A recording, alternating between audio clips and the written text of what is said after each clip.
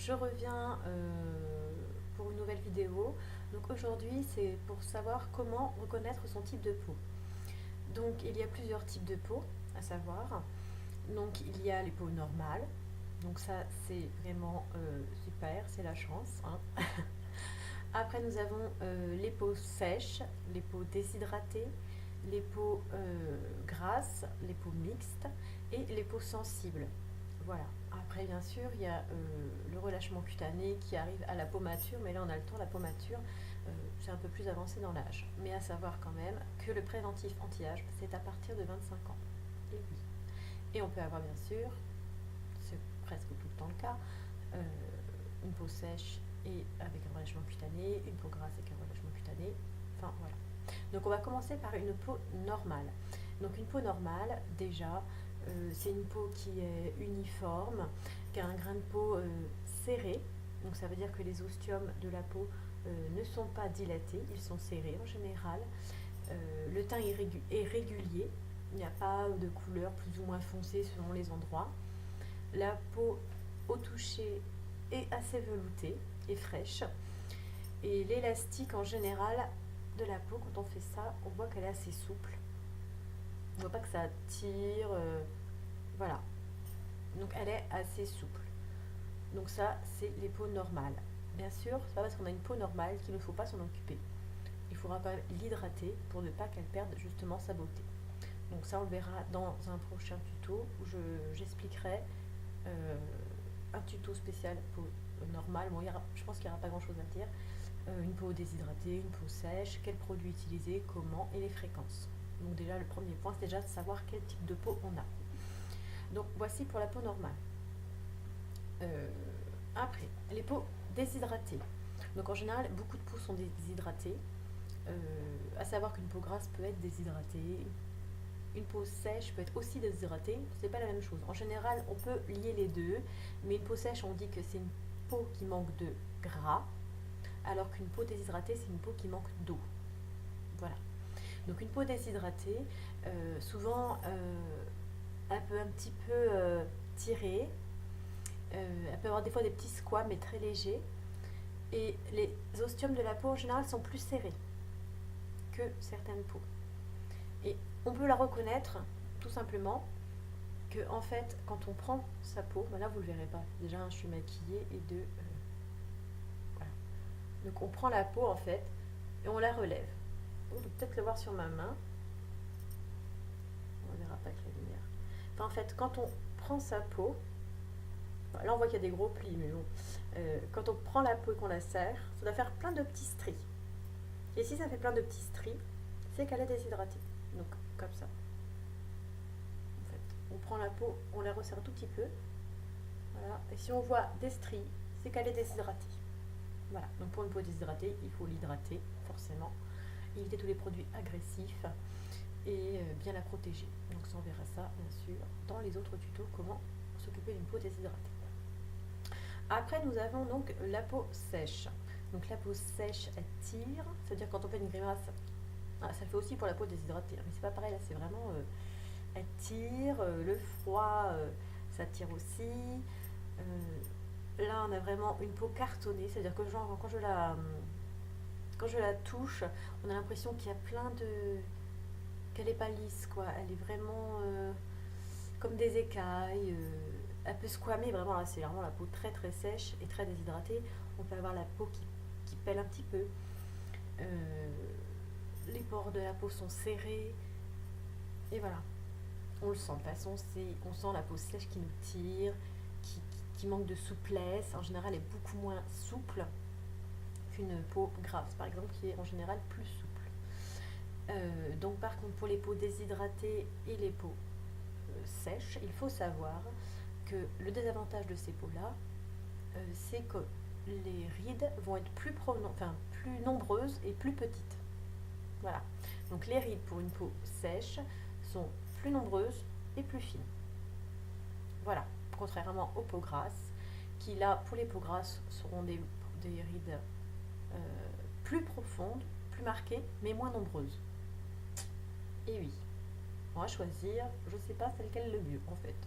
Enfin, bref, donc comme quoi que même si on a une peau sèche, il faut quand même mettre de la prévention anti-âge et bien la nourrir. Mais bon, on verra comment s'en occuper. Après, on a les peaux grasses. Donc les peaux grasses, souvent ont le teint terne, une peau épaisse. Oui, moi j'ai une peau un peu grasse. Donc on la prend, elle n'est pas toute fine. Hein. Quand j'ai une peau sèche, oui, on a une peau plus fine. Moi je la prends, c'est de la peau. Donc une peau plus grasse, donc une peau plus épaisse. En général, elle est brillante, elle peut lui briller, bon là je suis maquillée, c'est pas pareil, mais elle peut briller dans la journée, en fin de journée, dès qu'il fait un peu chaud, ça y est, on brille. Souvent, c'est les zones T, mais on peut briller aussi de partout, on peut avoir une peau grasse de partout. Maintenant, sur la peau grasse générale. Hein. Le teint il est irrégulier, on a des couleurs plus foncées, des petites bosses, enfin la couche cornée, donc les couches cornées c'est les cellules mortes, voilà. Les ostiums de la peau, donc les pores de la peau sont dilatés, donc avoir des beaux petits pores de la peau bien serrés. Les pores de la peau s'écartent et on voit des gros, pas des trous, mais des micro-trous quand même qu'on voit sur la peau. Et après, malheureusement, on peut avoir les comédons, et après, pourquoi pas les boutons enflammés, voilà. Donc c'est pour ça que malgré tout, quand on a une peau grasse, il faut quand même en prendre soin, et surtout en prendre soin, mais pas l'agresser. Parce que si on agresse une peau grasse, elle va devenir déshydratée, sensible. Et après, d'agresser une peau grasse, elle se sent agressée et fournit encore plus de sébum, et on aura encore plus de boutons. Et oui. Donc ne pensez surtout pas aux produits hyper irritants. Il y a des très bons produits en parapharmacie, dans tous les magasins d'ailleurs, qui permettent justement de soigner sa peau tout en douceur et en respectant le film hydrolipidique. Voilà, donc ça on verra comment s'en occuper justement. Après, donc les peaux mixtes. Donc les peaux mixtes, en général, on dit une peau mixte, souvent, c'est la zone T qui est grasse. Voilà, donc c'est le front, le nez, les ailes du nez, le tour de la bouche, voilà. Donc en général, ça c'est les peaux mixtes qui sont pas faciles à s'occuper parce qu'en fait, donc on a une zone luisante, souvent, assez grasse, mais pas trop non plus. Donc on a quelques petits comédons, un petit peu la peau qui brille, mais ce n'est pas non plus les ostiums dilatés. Hein. Et là, en général, c'est sec ou normal.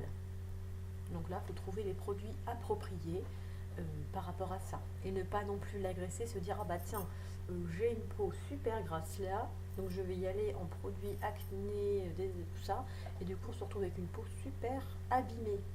Et on s'en sort plus. Et après, là, voilà. Donc je vous expliquerai comment s'en sortir. Après, une peau sensible. Donc je pense que celles qui ont une peau sensible le savent déjà. Parce qu'en fait, la peau sensible ou réactive, c'est une peau qui rougit facilement. C'est en général, plus souvent, une peau sèche, mais pas souvent. On peut avoir une peau grasse et sensible, c'est tout un truc. Enfin bref, donc souvent on le sait, parce qu'on a la peau qui rougit facilement, qui tire facilement, qui peut avoir des petits boutons aussi, parce que la peau sensible justement se sent agressée, et en se sentant agressée, elle fait des petits boutons. Et on peut aussi avoir après la peau qui est sèche en faisant des petites comme ça. Mais bon, souvent la peau sensible, elle a besoin de beaucoup de douceur, beaucoup d'attention. Il faut faire une bonne protection pour sortir dehors, la soigner mais pas trop l'agresser. Donc ça c'est pareil, il faudra qu'on voie les produits qu'il faut utiliser en général pour une peau sensible. Elle a besoin de beaucoup de douceur et beaucoup d'attention. Voilà.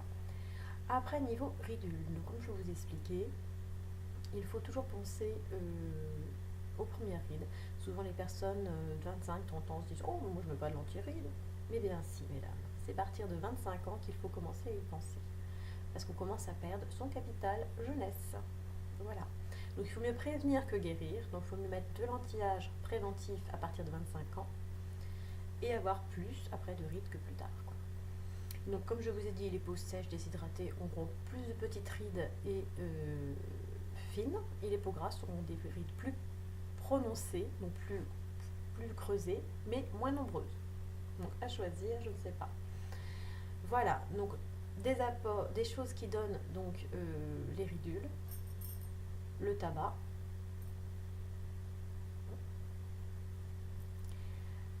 le tabac. Donc la mauvaise alimentation aussi peut donner des ridules, avec les choses qui sont oxydantes pour la peau. D'où souvent les vitamines E et l'antioxydant qu'on peut prendre en interne. Mais ça on en parlera plus tard aussi, comment soigner les peaux ridées. Après également,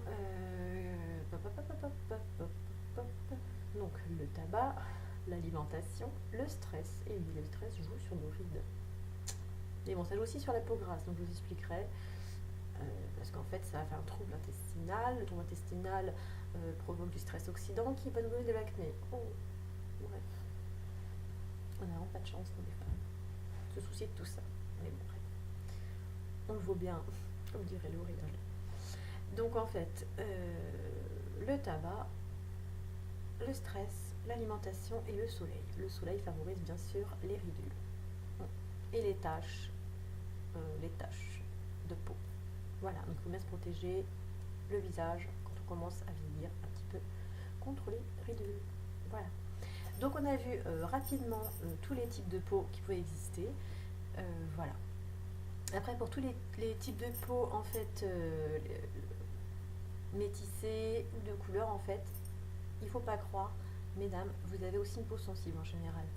C'est ça qui est étrange, c'est qu'en fait la peau est belle, bien colorée, mais de l'autre côté on se dit oh bah j'ai pas besoin de mettre de protection solaire, mais si, en fait les peaux colorées sont souvent sensibles au soleil. Et oui, c'est bizarre, c'est comme ça. Donc même les personnes qui sont déjà bien bronzées ou colorées ont besoin de protection solaire. Voilà. Donc j'espère que ça vous a un peu éclairé. Donc on verra ensemble la suite prochainement, comment s'occuper de sa peau par rapport à son type de peau qu'on vient de voir ensemble. Voilà. Et bien j'espère que ça vous a plu et que ça vous aura servi. Bonne journée, bonne fin de journée. À bientôt.